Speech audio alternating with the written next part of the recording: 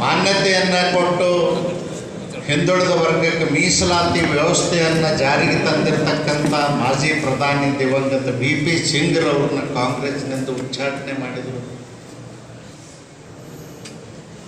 ನಾನು ಯಾಕೆ ಇದನ್ನು ನೆನಪು ಮಾಡಿಕೊಡ್ತೇನೆ ಅಂದ್ರೆ, ಕಾಂಗ್ರೆಸ್ನವರು ಅದರಲ್ಲೂ ವಿಶೇಷವಾಗಿ ಕಾಂಗ್ರೆಸ್ನವರು ಅನ್ನೋದಕ್ಕಿಂತಲೂ ನೆಹರು ಮನೆತನದವರು ಶ್ರೀಮತಿ ಇಂದಿರಾ ಗಾಂಧಿ ಅವರ ಕುಟುಂಬ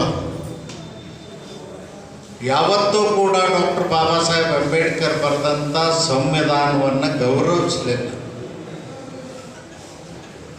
ಯಾಕೆ ನಾ ಈ ಮಾತನ್ನು ಹೇಳ್ತೇನೆ ಅಂದರೆ,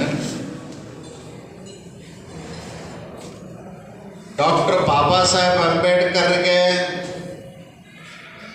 ಅವಮಾನ ಮಾಡಿದ ಒಂದು ರೀತಿ ಅಲ್ಲ, ಒಂದು ಅವರು ಆರ್ಥಿಕ ತಜ್ಞರಾಗಿದ್ದರಿಂದ, ಅರ್ಥಶಾಸ್ತ್ರಜ್ಞರಾಗಿದ್ದರಿಂದ ಇಡೀ ಪ್ರಪಂಚದಲ್ಲೇ ಬುದ್ಧಿವಂತರಾಗಿದ್ದರು.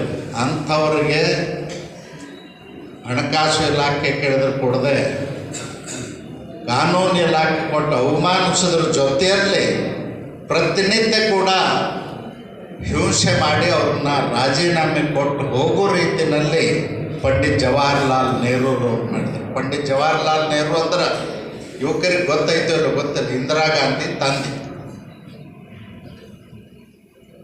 ಮಹೇಶ್